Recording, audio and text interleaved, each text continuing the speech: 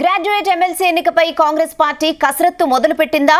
Sitting MLC Jeevan రెడ్డినే మరోసారి బరిలో దింపాలని తీర్మానించిందా? రేస్లో చాలా మంది లీడర్లు ఉన్నప్పటికీ జీవన్ రెడ్డి పేరును ప్రతిపాదించడం వెనుక ఉన్న ఆంతర్యం ఏంటి? మరి ఈ ఎన్నికల్లో జీవన్ రెడ్డికి సొంత పార్టీ లీడర్లు సహకరించే అవకాశం ఉందా?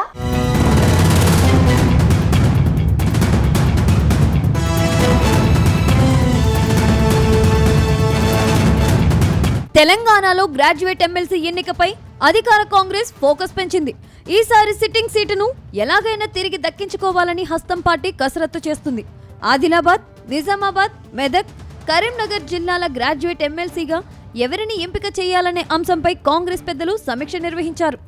గాంధీ భవన్లో టీపీసీసీ చీఫ్ మహేష్ కుమార్ గౌడ్ అధ్యక్షతన తను నిర్వహించిన సమావేశానికి ఏఐసీసీ ఇన్ఛార్జ్ దీపాదాస్ మున్సీ కూడా హాజరయ్యారు. ఆమెతో పలువురు మంత్రులు, 4 జిల్లాల నుంచి కాంగ్రెస్ నేతలు పాల్గొన్నారు. ఈ భేటీలో అభ్యర్థిగా సిట్టింగ్ ఎమ్మెల్యే జీవన్ రెడ్డి పేరుని నేతలు దాదాపు ఖాయం చేసినట్టు తెలుస్తుంది.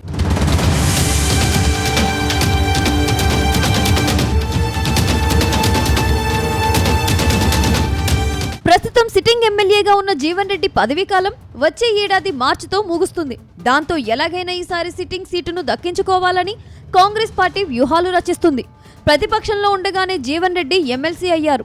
ఇప్పుడు సొంత పార్టీని అధికారంలో ఉండడంతో ఆయన ఎన్నిక నల్లేరు మీద నడకగా కాంగ్రెస్ నేతలు చెబుతున్నారు. అయినప్పటికీ ఎన్నికల వ్యూహంపై చర్చించిన పార్టీ పెద్దలు జిల్లాకు ఓ ఇన్ఛార్జిను నియమించాలని నిర్ణయించినట్లు తెలుస్తుంది.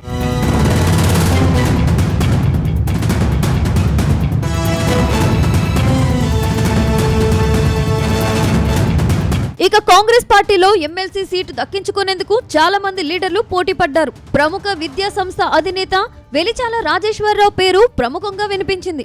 ఆర్థికంగా బలమైన నేత కావడంతో పార్టీలో ఓ వర్గం కూడా ఆయనకు సీట్ ఇస్తే ఓకే చెప్పినట్టు ప్రచారం జరిగింది. అలాగే మరికొందరు లీడర్ల పేర్లు తెర మీదకు వచ్చినా చివరకు పార్టీ పెద్దలు మాత్రం జీవన్ రెడ్డి వైపే మొగ్గు చూపించినట్టు తెలుస్తుంది. తాజాగా భేటీలోనూ నేతలంతా జీవన్ రెడ్డి పేరుని ప్రతిపాదించి తీర్మానం చేసినట్టు సమాచారం.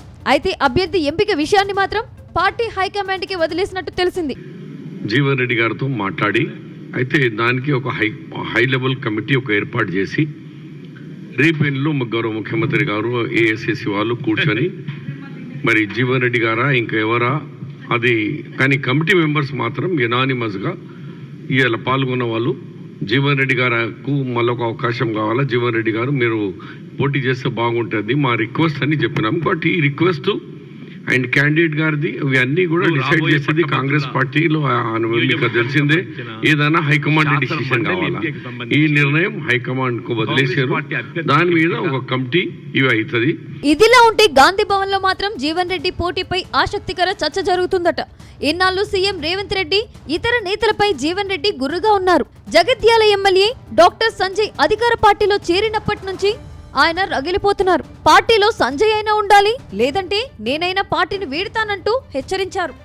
ఈ గొడవ కాస్త ఢిల్లీ వరకు చేరడంతో పార్టీ పెద్దలు సర్ది చెప్పడంతో సైలెంట్ అయ్యారు. కానీ జీవన్ రెడ్డితో మాత్రం అసంతృప్తి చల్లారలేదని ఆయన మాటల్లోనే స్పష్టమవుతుంది. కానీ ఇప్పుడు పార్టీ పెద్దలే జీవన్ రెడ్డి పేరును హైకమాండ్ కు తీర్మానం చేసి పంపడంతో రాజకీయం ఆసక్తికరంగా మారింది. ఇప్పుడున్న పరిస్థితుల్లో సొంత పార్టీ నేతలు ఆయనకు సహకరిస్తారనే ప్రశ్నలు సైతం తలెత్తుతున్నాయి.